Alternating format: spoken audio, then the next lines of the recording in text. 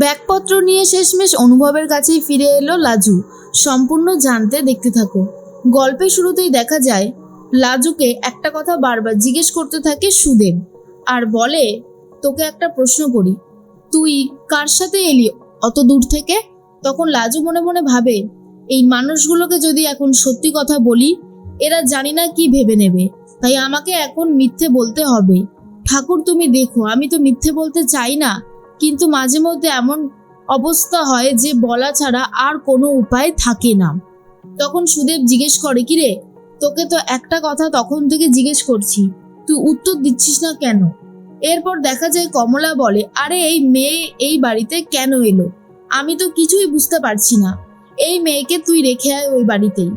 এরপর লাজু বলে, আমি তো তোমাকে বলেছিলাম যে আমাকে নিয়ে যাও, তুমি নিয়ে এলে না কেন? এরপর কমলা বলে, সুদেব, তুই তো আমাকে বলিসনি যে এই মেয়েটা আজকে তোকে নিয়ে আসতে বলেছে। আমি তো তখনই তোকে বলে দিতাম তাহলে যে এ যেন এই বাড়িতে না আসে। এই মেয়ে হেভি রুগ্ন, এর এখানে থাকার কোনো দরকার নেই, দুদিন বাদে বাদে অসুস্থ হবে। আর বারবার করে বারণ করেছিলাম ওই কলকাতার বাড়িতে রাত না কাটাতে, কিন্তু আমাদের কোনো কথাও শোনেনি, তাই ওর কথাও এখন আর আমরা শুনবো না। দীপা তখন বলে, কি হচ্ছে কি মা? সেই ছোট বৌদি কখন এসেছে, তারপর থেকে তুমি ওকে ঘরে ঢুকতে তো দাওই নি, এক গ্লাস জলও পর্যন্ত খায়নি মেয়েটা। এমনিতেই মেয়েটা কতটা অসুস্থ তুমি জানো না সে কথা? এরপর সুদেব বলে, লাজু, তোকে একটা প্রশ্ন অনেকক্ষণ আগেই জিজ্ঞেস করেছিলাম। সুদেবের কথা শুনে লাজু উত্তর দেয়, আমি একাই এসেছি, তুমি তো আর গেলে না, তাই বাধ্য হলাম একাই আসতে। এরপর ঠাস করে এক চড় মেরে দেয় সুদেব, যা দেখার পর কমলা থেকে শুরু করে দীপা, গৌরী সবাই অবাক হয়ে যায় আর বলে, এটা কি করলি রে ছোটদা? সুদেব বলে, মিথ্যে কথা বলছিস তুই? কেন বলছিস এই মিথ্যে কথাগুলো? তুই কলকাতা থেকে গাড়ি করে এখানে এসেছিস, তাহলে তোর আমাদের বাড়ি পর্যন্ত গাড়ি নিয়ে আসতে কি অসুবিধা ছিল? কেন তুই বাকিটা রাস্তা অটো করে এলি? মাঝ রাস্তায় তোর এতই সোহাগ যত্ন করা হচ্ছিল যে গ্রামের একজন দেখে নেয় আর তারপর আমাকে যা না তাই বলে কথা শোনায়। এটা গ্রাম, এখানে এই সমস্ত অন্যায় চলবে না। লাজু বলে, আমি তো সত্যিটাই বলতে চেয়েছিলাম, কিন্তু সত্যিটা শোনবার মতন সাহস কি তোমাদের আছে? নেই, বোঝার ক্ষমতা তোমাদের নেই। তোমরা যা খুশি তাই একটা ভেবে নিলেই কি সবকিছু হয়ে গেল নাকি? হয় না কিছু। একটা কথা মাথার মধ্যে রাখবে, যেটা তুমি আজকে করলে অন্যায় করলে, লাজু আর তোমার সাথে থাকবে না। লাজু এইভাবে পড়ে পড়ে মার খাবে না। তোমার সাহস দেখে আমি অবাক হয়ে যাচ্ছি যে তুমি আমার গায়ে হাত তুললে। সুদেব বলে, বেশ করেছি, তুই কেন মিথ্যে কথা বলবি? দরকার পড়লে আবার মারবো বলেই হাত তোলে।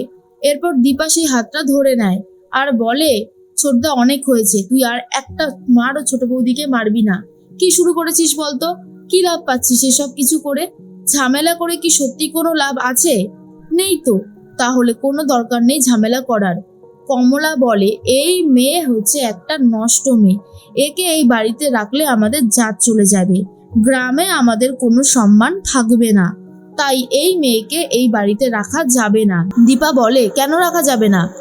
একজন অসুস্থ মেয়েকে যদি একজন গাড়িতে করে দিয়ে যায়, তাহলে কার কি সমস্যা থাকতে পারে? আর ছোটদাই বা কেন যায়নি? ছোটদা যদি আজকে যেত তাহলে তো ও গাড়িতে করে আসতো না।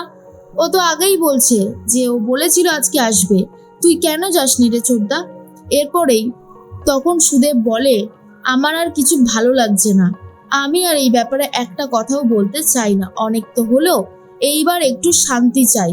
তখন কমলা বলে, এই মেয়েকে আমি কোনোভাবেই আর ঘরে ঢুকতে দেব না।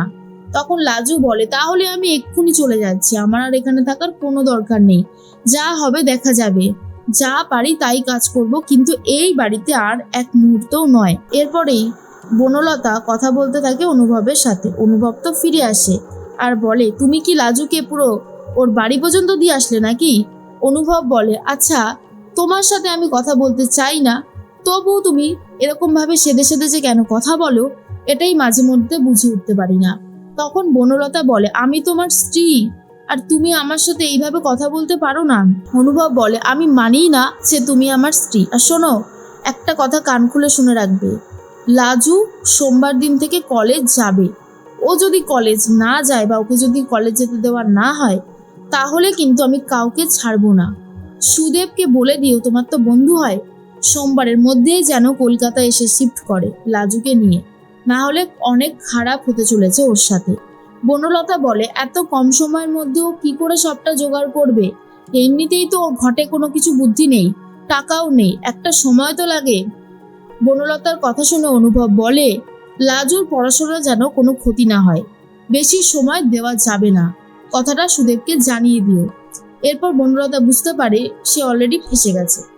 বনলতা ভাবে, আমার কাছে তো টাকা নেই, থাকলে আমি সুদেবকে দিতাম, যেটুকু টাকা পয়সা ছিল সবটাই তো দিয়ে দিয়েছি ঠাম্মিকে, এখন আমি কি করে সুদেবকে টাকা দিই?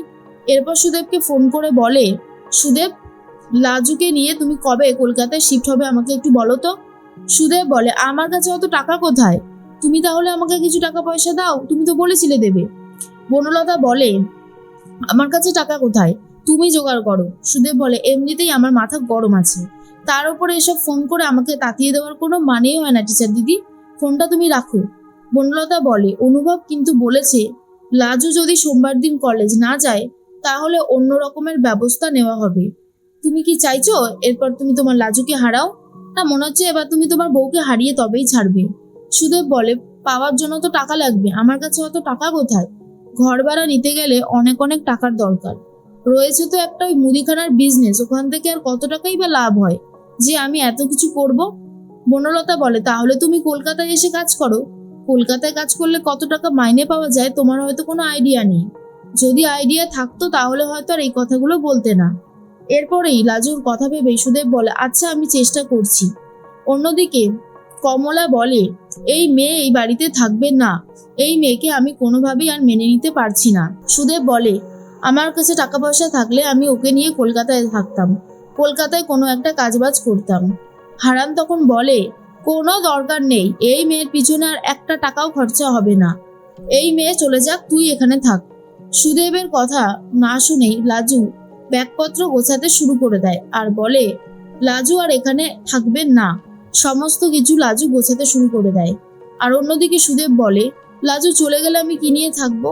কোন কুক্ষণেই যে আমার এই মেয়েটার সাথে বিয়ে হয়েছিল কে জানে, কি করে কি করব বুঝতে পারছি না। লাজুর পড়াশোনা বন্ধ করে দিতে চায় কমলা। লাজু বলে, ওটা করো না, পড়াশোনা বন্ধ হবে না, পড়াশোনা কিছুতেই বন্ধ হতে পারে না। তাই লাজু ব্যাগপত্র গুছিয়ে নিয়ে বেরোতে যাচ্ছিল। সুদেব তখন বলে, দাঁড়া লাজু, তুই কোথাও যাবি না, আমি তোকে কোথাও যেতে দেব না। কিন্তু লাজু বলে, এখানে পড়ে থাকলে তো আমার পড়াশোনা হবে না, তাই আমাকে এখান থেকে বেরোতেই হবে, তুমি যদি বেরোতে না পারো তুমি থাকো, কিন্তু আমাকে বেরোতেই হবে। আর এইসব শোনার পর সুদেব নিজে কি করবে নিজেই বুঝে উঠতে পারছে না, কিন্তু লাজুকে সে কোনোভাবেই যেতে দিতেও চায় না।